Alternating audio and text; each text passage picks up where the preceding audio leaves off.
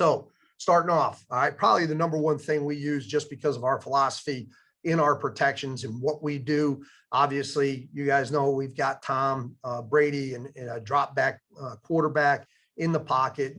And again, so, you know, with what we do with our offensive scheme, this is a pretty big technique that we use in our pass protections, especially obviously with the tackles. So a couple things here, all right, that I want to talk about that I think is important. I'm going to show as we go through.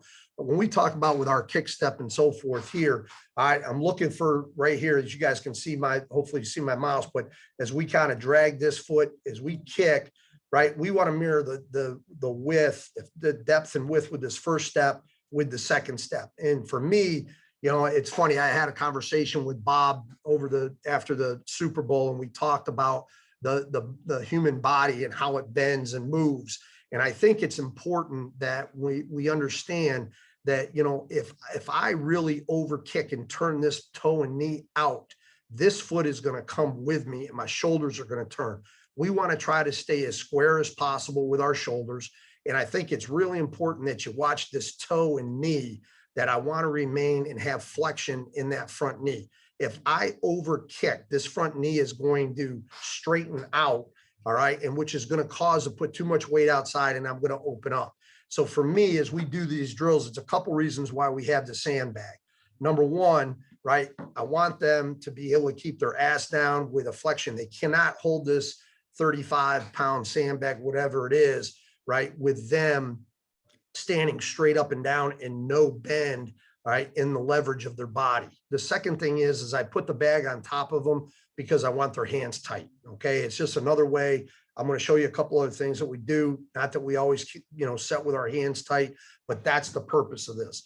My other belief is where you see the hands here when Donnie goes to set. Okay. I want our hands up, all right, and square right in here, shoulders square, and I want them a little bit higher. I'm not a big having our hands down low. I want to try to protect our chest a little bit as we set right here. Okay. So as you see that movement, he's got flexion in that right knee of his. He's our left tackle right here. His hands are up and he's setting square. All right. This is Tristan Wirfs. He was our rookie right tackle this year. And some of this is early on this year. A couple things with Tristan, we had to adjust in his stance a little bit. I'm not, eventually as we got through, and you'll see this to me was a very elongated stance with the knee and the toe already kind of turned out. So as we got going and not having any off season, any really OTAs, he got in there and just kind of get going and trying to get him taught, you know, as a first round draft pick, what he was doing schematically is right here. There are some things we had to adjust with this here and still working on it. But the good thing, if you look, he's got really good flexion in that front leg. The knee and the toe stays up. His hands are tight, and he is trying to stay square, even though that you watch right here as he starts to set, right? You watch the front knee kind of straighten out. All right. I'm trying to pause this. It's not too bad. It stays a little bit, but he's getting close to over kicking, and which is going to cause his hips, his shoulders and everything to turn and open up, which we don't want. We want to stay square as long as we can. All right, this is Josh Wells.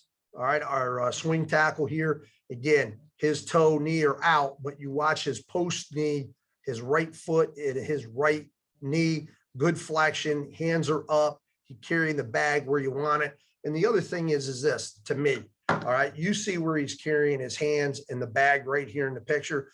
It's going to naturally drop in live competition. So if you hold everything down lower, the shit's going to be lower. Okay. And when it goes live. So I try to overemphasize a little bit here that he's carrying the hands, elbows in, hands a little bit higher, because they're naturally going to drop as we go through.